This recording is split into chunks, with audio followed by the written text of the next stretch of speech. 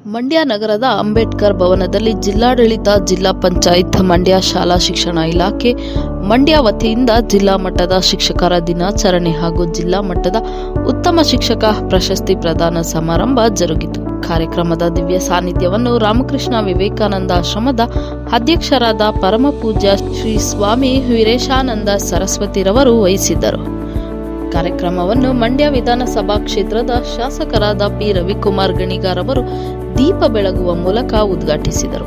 ಕಾರ್ಯಕ್ರಮದಲ್ಲಿ ಮಂಡ್ಯ ಜಿಲ್ಲಾಧಿಕಾರಿ ಡಾಕ್ಟರ್ ಕುಮಾರ್, ಜಿಲ್ಲಾ ಪಂಚಾಯಿತಿ ಕಾರ್ಯನಿರ್ವಾಹಕ ಅಧಿಕಾರಿ ಶೇಖ್ ತನ್ವೀರ್ ಆಸಿಫ್, ಕರ್ನಾಟಕ ರಾಜ್ಯ ಪ್ರಾಥಮಿಕ ಶಾಲಾ ಶಿಕ್ಷಕರ ಸಂಘದ ಅಧ್ಯಕ್ಷರಾದ ಕೆ ನಾಗೇಶ್, ಕರ್ನಾಟಕ ರಾಜ್ಯ ಸರ್ಕಾರಿ ನೌಕರರ ಸಂಘದ ಅಧ್ಯಕ್ಷರಾದ ಶಂಭುಗೌಡ, ಮಂಡ್ಯ ಜಿಲ್ಲಾ ಕನ್ನಡ ಸಾಹಿತ್ಯ ಪರಿಷತ್ ಜಿಲ್ಲಾ ಸಂಚಾಲಕರಾದ ಡಾಕ್ಟರ್ ಮೀರಾ ಶಿವಲಿಂಗಯ್ಯ, ಕ್ಷೇತ್ರ ಶಿಕ್ಷಣಾಧಿಕಾರಿ ಮಂಡ್ಯ ಉತ್ತರ ವಲಯ ಸೌಭಾಗ್ಯ ಕೆಟಿ, ತಾಲೂಕು ಪಂಚಾಯಿತಿ ಕಾರ್ಯನಿರ್ವಹಣಾಧಿಕಾರಿ ವೀಣಾ ಎಂಎಸ್ ಸೇರಿದಂತೆ ಇತರರು ಉಪಸ್ಥಿತರಿದ್ದರು.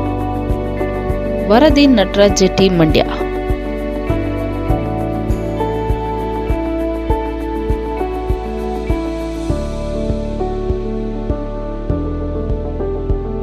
ಮೆಂಡು ನ್ಯೂಸ್ ನೆಟ್ವರ್ಕ್, ಸತ್ಯದ ಕನ್ನಡಿ.